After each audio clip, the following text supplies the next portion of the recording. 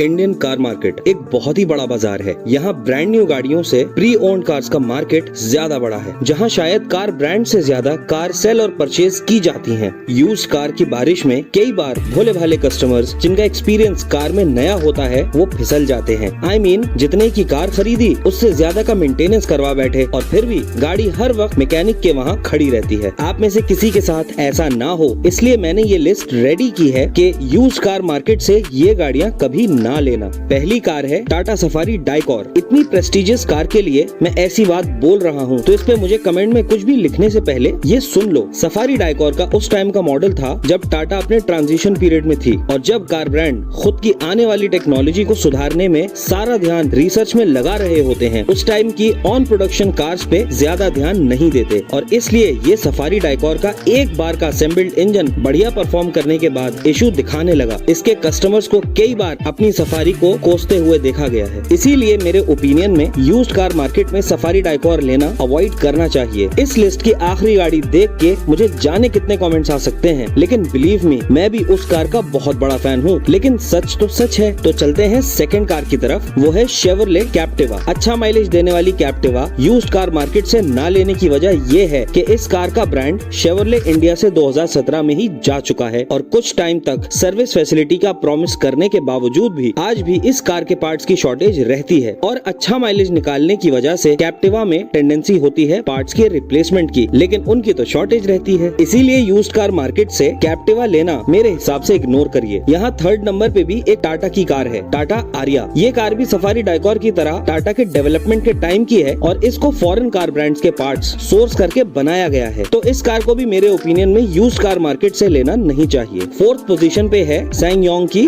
Rexton. इस car brand को India में महिंद्रा ने इंट्रोड्यूस किया था और ये कार लेना अपने आप में कोई बुराई नहीं है, बिकॉज लो मार्केट और लो रीसेल वैल्यू के चलते ये कार चीप भी मिल जाएगी। लेकिन क्योंकि महिंद्रा इस कार को आफ्टर सेल सर्विस दे रहा है या नहीं ये तो सिर्फ एक बेट है, तो किससे कहीं हो जाए तो सही, वरना इस कार के पार्ट्स की शॉर्टेज में कोई ऑल्टरनेट भी नहीं है। इसलिए मैं तो इससे यूज्ड कार मार्केट में दूर ही रहूंगा। हाँ जी, तो फिफ्थ पोजीशन वाली कार है फोक्सवैगन पोलो। हाँ जी, सही सुना, पोलो। ये फैक्ट कोई झुटला नहीं सकता कि फोक्सवैगन पोलो GT TSI सबसे सस्ती कार रही है जो डुअल क्लच वाला ट्रांसमिशन ऑफर करती थी। लेकिन इसके DSG ट्रांसमिशन में लगातार आने वाले बहुत तगड़े फॉल्ट्स जो ठीक करना बहुत कॉम्प्लिकेटेड और कॉस्टली है, इसको इस लिस्ट का हिस्सेदार बनाता है। जहां हम इंडियंस को टाइम टू टाइम और कॉस्टली कार मेंटेनेंस की आदत नहीं है, वहां ये car time to time service demand करती है और फोक्सवैगन की सर्विसिंग भी दूसरे ब्रांड्स के कंपैरिजन में कॉस्टली होती है। इसलिए इस कार को यूज्ड कार मार्केट से लेना मेरे हिसाब से अवॉइड करना। लेकिन चैनल को सब्सक्राइब करना अवॉइड मत करना, बिकॉज आजकल इस वजह से वीडियो बनाने का मोटिवेशन बन रहा है, क्योंकि आप लोगों में से कुछ लोग सब्सक्राइब करके अपना प्यार दिखाते हैं। चलो तो फिर मिलते हैं एक नई वीडियो में एक नए टॉपिक के साथ। फैमिली का ख्याल रखना, सेफली ड्राइव करना। Okay guys, bye bye.